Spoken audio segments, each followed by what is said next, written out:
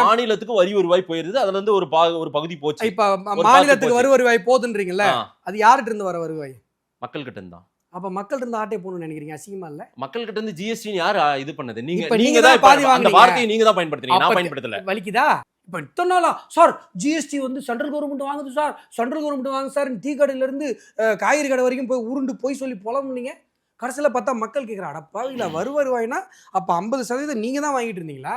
என்னமோ உங்களுக்கு அதுக்கு சம்பந்தமே இல்லாத மாதிரி கொண்டு வந்துட்டோம், நவராத்திரி கொண்டாட வச்சிட்டோம், மக்களை தீபாவளி கொண்டாட வச்சிட்டோம்ன்றீங்க. கொண்டாடுறாங்களா இல்லையா? இருங்க சார், பெட்ரோல் டீசல் குறைச்சு விடலாம். கார் விலை 2 லட்சம் ரூபாய் குறைஞ்சிருக்கு sir. Right sir, okay. Car விலை எவ்வளவு குறைஞ்சிருக்கு சார்? அன்னைக்கே வந்து ஏற்கனவே அவங்க இஎம்ஐல தான் கார் எடுத்தாங்க மக்கள். ஆமா தானே?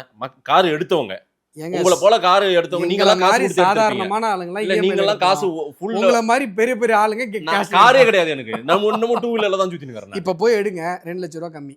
இல்ல சார், அன்னைக்கு 22 இஎம்ஐல எடுக்கும்போது 22 கட்ட ஜிஎஸ்டிக்கும் அவங்க வந்து வட்டி கட்டி இருந்தாங்க. ஆமா தானே? என்ன வட்டி?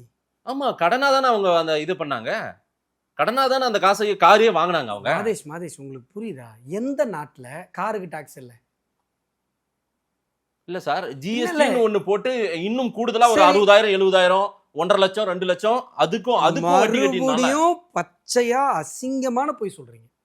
மறுபடியும் அசிங்கமான போய் சொல்றீங்க. 2017 ஜிஎஸ்டி வர்றதுக்கு முன்னாடி காருக்கு டாக்ஸ் இல்லாம இருந்ததா இந்த நாட்டுல? எப்படி மதேஷ் இப்படி புழுவ முடியுது உங்களால?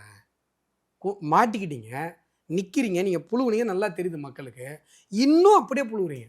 அங்க அறிவாலயத்தில் ஆரம்பிச்சு மாதேஸ்வரிக்கு இதே பேசுறீங்க. 2017 முன்னாடி காருக்கு டாக்ஸ் இல்லையா? சொல்லுங்க, டாக்ஸ் இல்லையா?